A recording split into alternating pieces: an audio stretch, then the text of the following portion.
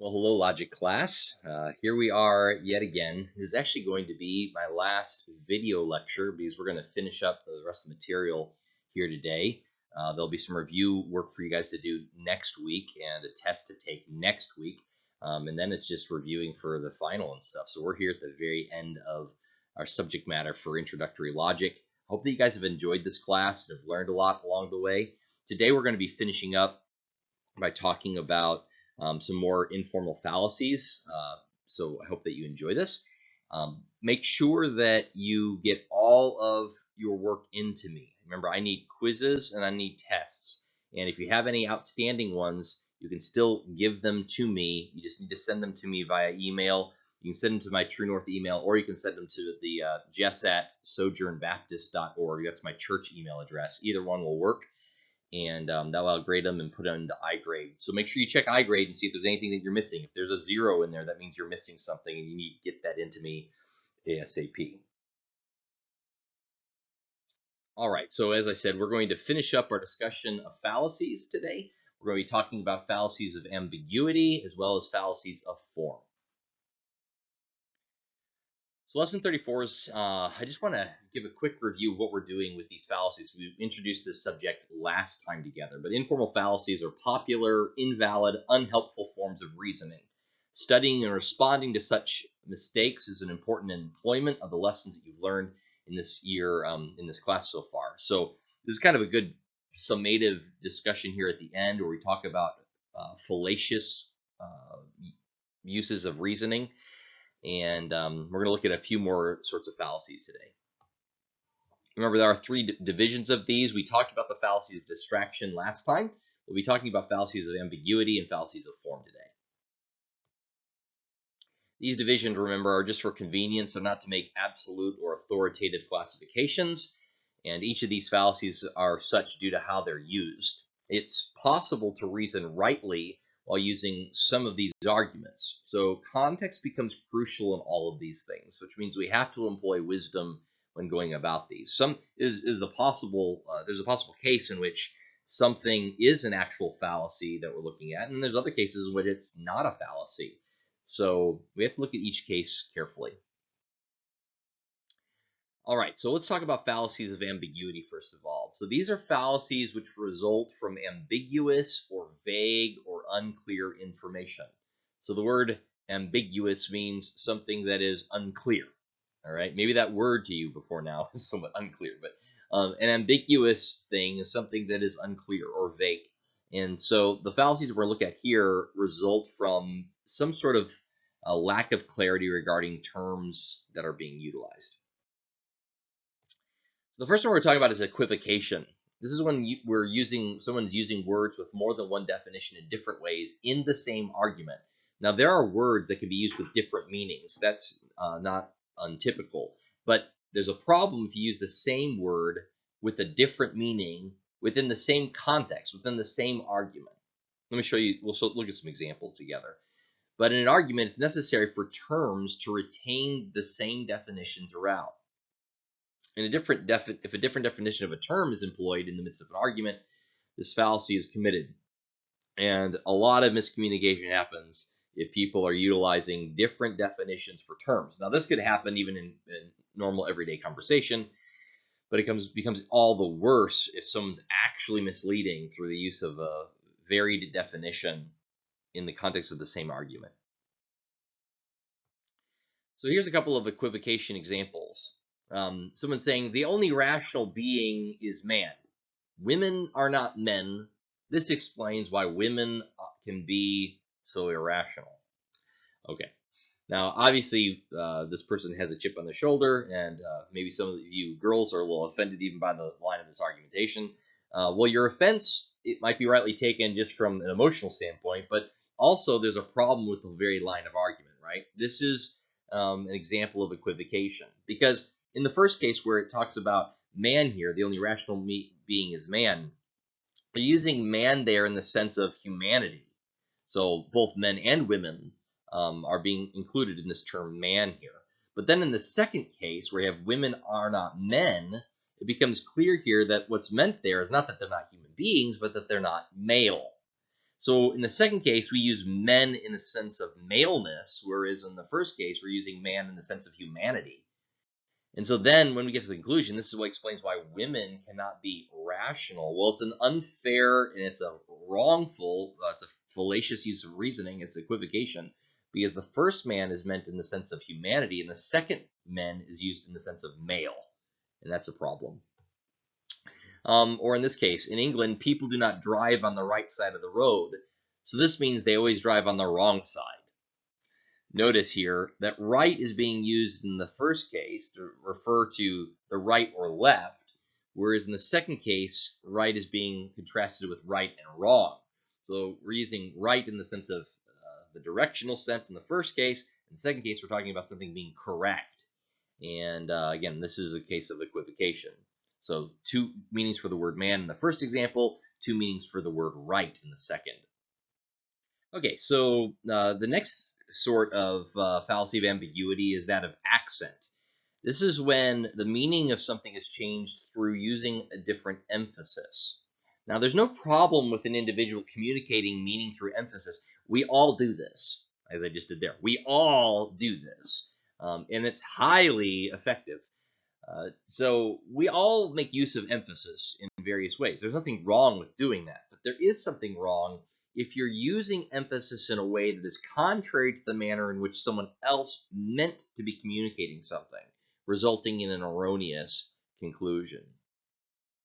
So let's look at a couple of examples of the fallacy of accent. For example, we should not steal our neighbor's car. Okay, we should not steal our neighbor's car. Now that's kind of just reading that line just in its very plainest sense. But what kind of difference of meaning might I arrive at or try to communicate if I emphasize different words there? We should not steal our neighbor's car. In other words, is it okay for someone else to do it as long as we don't do it? We should not steal our neighbor's car. Are we saying that we shouldn't, but we're going to anyway? We should not steal our neighbor's car. Are we saying then that it's okay to borrow it? We should not steal our neighbor's car. So is it okay if we steal somebody else's car as long as it's not our neighbor's? We should not steal our neighbor's car. Again, maybe it could be somebody else as long as it's not our neighbor. It could be our, our relative or somebody else's. Or how about we should not steal our neighbor's car? As long as we don't steal their car, we can steal something else. Notice in each of these cases, if we're using emphasis to try to communicate something other than like, we should not steal our neighbor's car, which the first statement is just said plainly, matter-of-factly. In each of these other cases, you might be implying something that was not meant to be implied by the speaker. So beware of this. This is something that happens a lot in news. This can happen in politics, where a statement is taken, but then they give different emphasis to different words. And it is true, those words were spoken, but the way in which they're emphasizing various words, they're communicating a different meaning than was intended. Okay, a third case of fallacy of ambiguity is amphibole. This is when the grammar of a sentence is misunderstood. This can occur when someone is being purposefully vague, but it can also happen inadvertently. And we'll look at a couple of examples of each. So here's a couple of examples of amphibole. The Oracle of Delphi once told the Greek king Croesus that if he went to war, he would destroy a mighty kingdom. And so the king hears this news and he goes off to war with a whole lot of courage, only to be defeated. And then when Croesus is very upset and he complains about this to the Oracle, he's told, well, you did destroy a mighty kingdom, your own. Now, obviously here, the Greek king did not think that's what was being implied by the oracle. Now, technically, by the words that were spoken, the oracle could hide behind this, and so therefore hedge its bets, right? It wins either way. One wins, the other one loses. Some great kingdom is going to go down, but the Greek king assumed this meant that he would win and this other kingdom would fall. So notice this is a case of amphibole. Or the headline, tuna biting off Washington coast. Obviously, what's intended there is that there's a lot of tuna that are being caught off Washington coast because they're biting on bait or whatever the case may be. But read just in another way, it sounds like if the tuna actually biting Washington coast off. Or the sign, use right shoulder to install chains. Again, the implied meaning is that use the shoulder of the road, the right shoulder. But what happens if somebody thought it's actually talking about the right shoulder? Amelia Bedelia books. I don't know if you ever read one of those back in the day, but I've got my kids and the younger kids and reading those to them. Have a lot of this kind of amphibole example. But you can also find examples of this from funny church bulletin bloopers. For those of you who have children and don't know it, we have a nursery downstairs. Again, the point here is not that they don't know they don't have children, but they don't know that there's a nursery downstairs. But the way it reads, it almost sounds like as if they don't know that they have children, and now they're being informed that there's a nursery.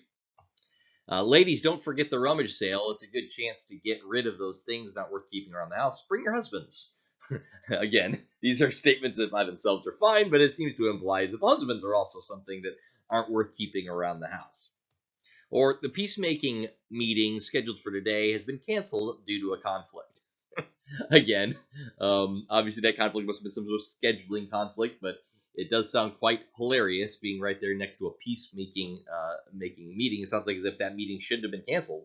It should have been probably kept in order to stave off conflicts like those.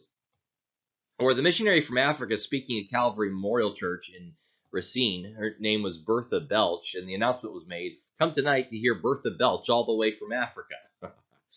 So again, she's come from Africa, she's speaking, but it sounds like as if we're hearing her all the way from Africa belching. So these are just examples of amphiboles. You can look up more of these, but like I said, Amelia Bedelia is a great example of amphiboles. All right, then you have the fourth type here called the fallacy of composition, which is when you assume what is true of the parts must be true of the whole. If chlorine is a poison and sodium is a poison, which, by the way, both of those are on their own, if we combine them chemically, the result should be twice as poisonous, right?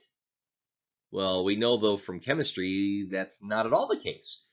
Sodium plus chlorine makes sodium chloride, which is like just normal table salt, right? You ingest it every day, pretty much, of your life. So it's not twice as poisonous. It's actually fine for our bodies in, moderate amounts. But chlorine by itself is poisonous, and sodium by itself is poisonous. So to just believe that the composition of the two must then take on the attributes of the ones when they're by themselves is not true.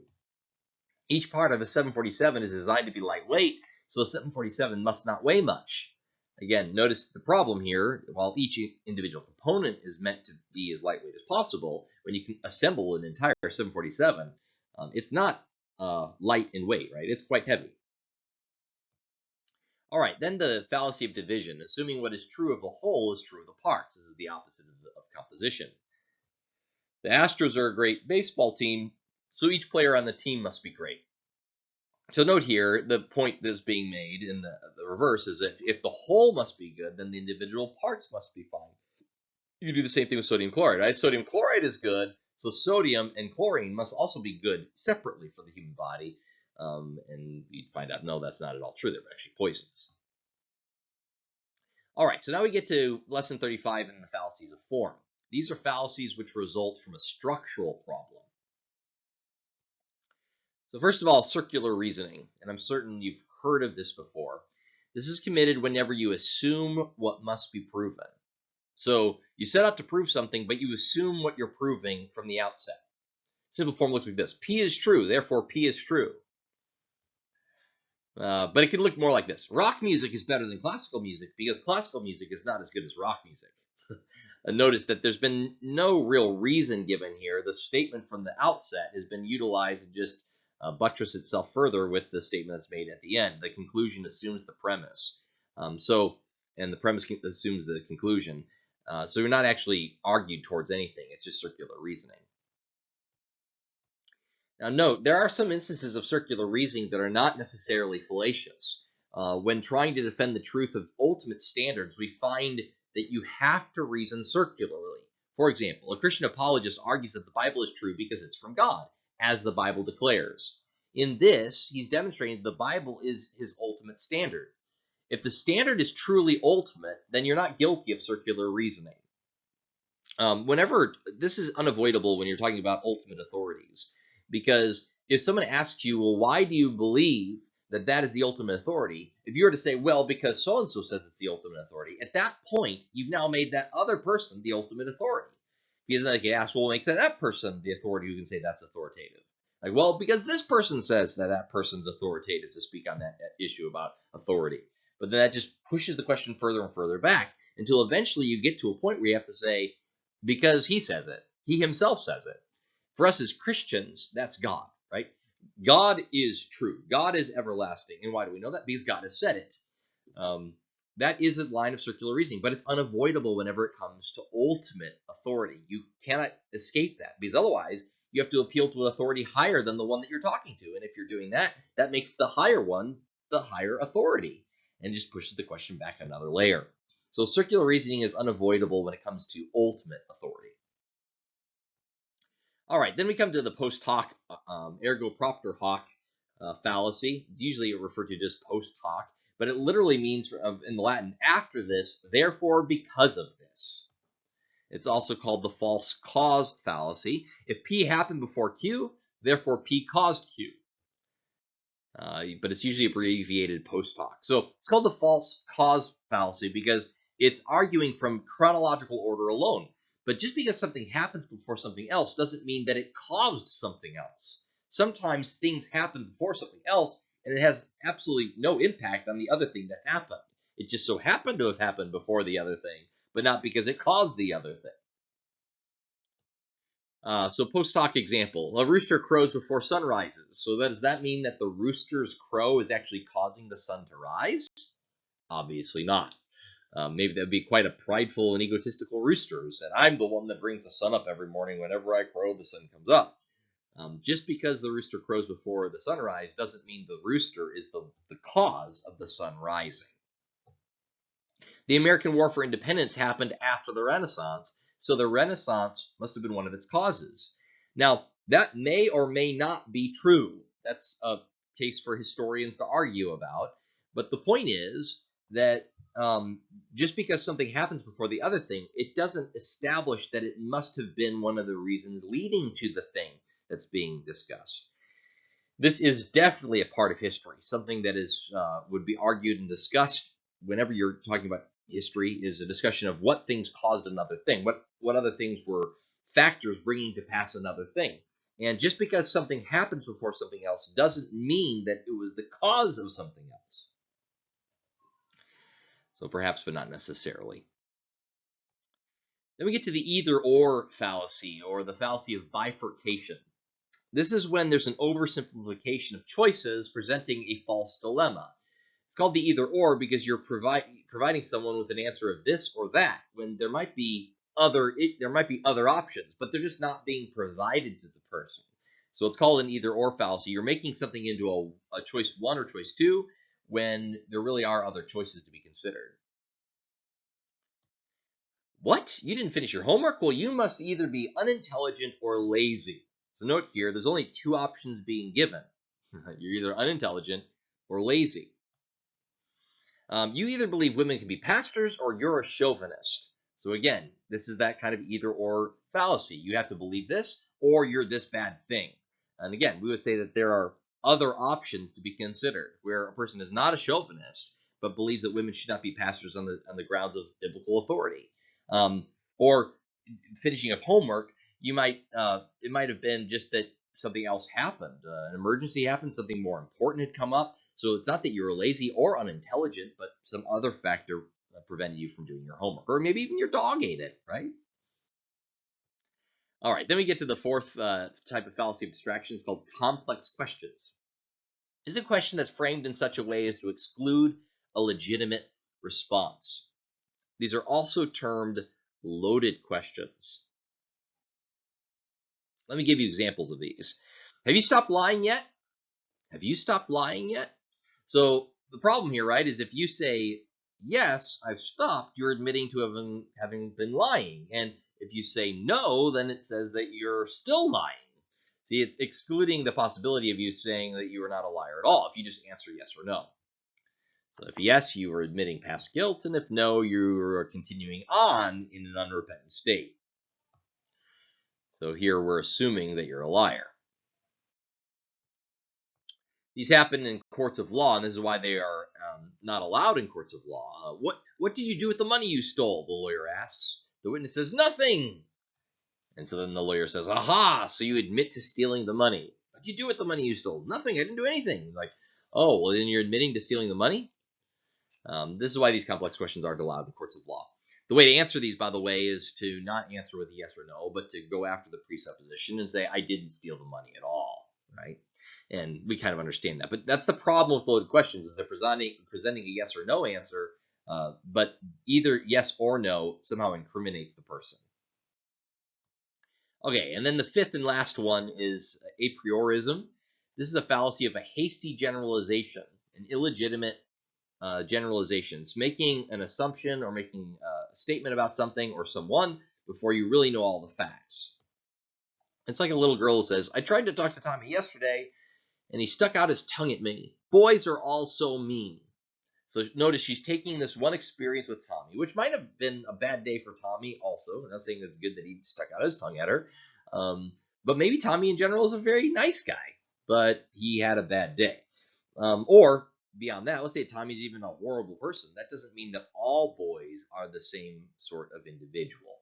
Right? Now, priorism with composition.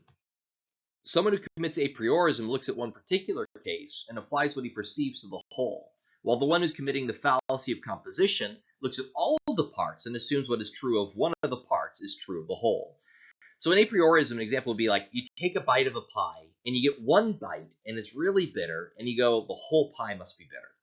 You just assume that your one experience is going to be indicative of everything else. Even though you haven't even tried the other pieces, you just say that the one piece is now indicative of the whole. Whereas in composition, you actually do consider all of the parts, but then apply what you know of a part to the entire thing. So like every piece of pie is 50 calories, so the whole pie must be 50 calories. Again, we're not adding up the calories. That should be thought through there. You're just applying what you know about one piece to the whole thing. Well, that is the last of the fallacies that we'll be looking at together. I hope that you've enjoyed some of this discussion at the end of the year. Remember that you have some homework that you're working on this week. Next week, you'll be doing some review and a test over the fallacies discussion that we've had over the last couple of weeks. And then following that, it's just reviewing for the final and getting ready for that. So hope you guys are doing okay. Please reach out to me if you need anything. Please do make up any work that you haven't done already. Look on iGrade and make sure that you have grades for everything. And I'll talk to you guys soon. Bye-bye.